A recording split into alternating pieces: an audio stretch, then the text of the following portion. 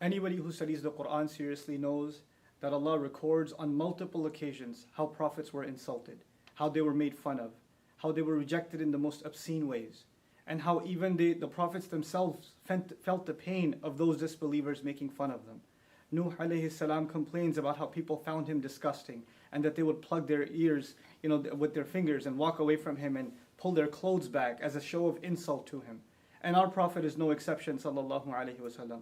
This Quran that honors our Prophet also at the same time records the most hurtful words that were said to him, that the Prophet himself would have to recite and remind himself of the words that were said about him. Sahir, magician, majnoon, insane, kadhab, a perpetual liar. So many accusations are made against our Prophet sallallahu alaihi wasallam, and they're all recorded in the Quran. Allah wants us to remember that this is a fact, that all prophets, though they are the most noble of Allah's creation, and that Allah Himself has honored them, at the same time are people that will face the worst kinds of insults and the worst kinds of ridicule. But what is supposed to be the reaction?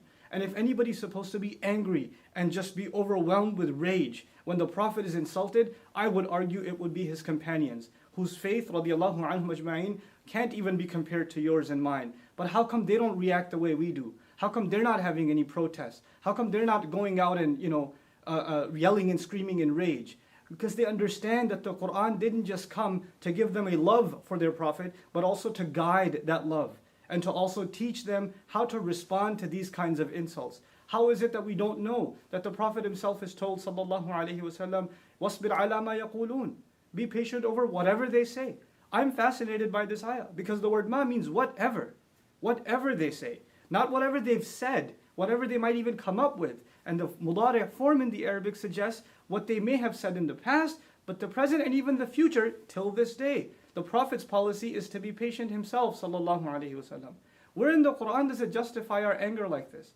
And actually, is our anger even justified?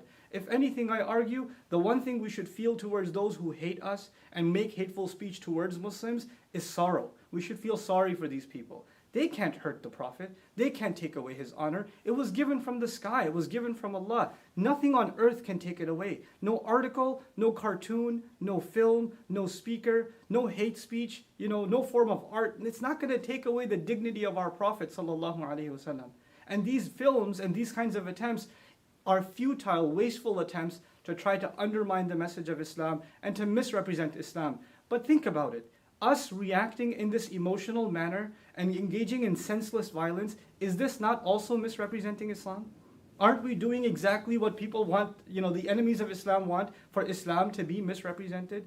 If anything makes me angry, it's the anger at our own selves that we don't understand the policy of the Quran and how to respond to insults. Idfa' billati hiya ahsan. Respond with that which is best. Finally, I want to share with you guys, some people think that this was an early policy in Islam, that in the Meccan time of the Prophet, that he was supposed to be passive. But when the Prophet migrated and battles began like Badr and Uhud and Ahzab and Tabuk, etc., now the policy was not to be patient, and therefore we should take that. Let's look at Ali Imran, the battle of Uhud. What does Allah say to us? وَلَا تَسْمَعُنَّ مِنَ الَّذِينَ أُوتُوا الْكِتَابَ مِنْ قَبْلِكُمْ وَمِنَ الَّذِينَ أَشْرَكُوا أَذًى كَثِيرًا. You will absolutely hear hurtful words from those who were given the book way before you and people who commit idolatry and blasphemy with God. You will hear hurtful speech absolutely coming from them.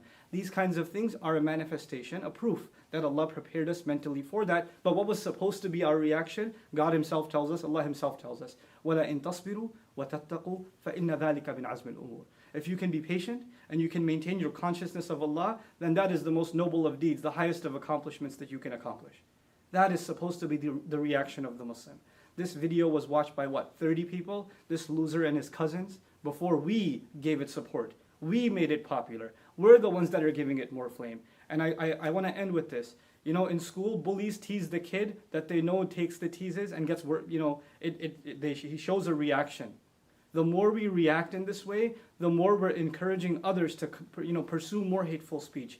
We have to learn to respond in mature, civil, and higher discourse the way the Quran and the Sunnah of our Messenger, the legacy of our Prophet, expects from us. I pray that this is a message that reaches all of my young brothers and sisters that are feeling the sadness, the rage because of this incident, but I hope to turn that rage, and I hope you can turn that rage into something positive. Barakallahu li wa lakum. Assalamu alaikum wa rahmatullahi wa barakatuh.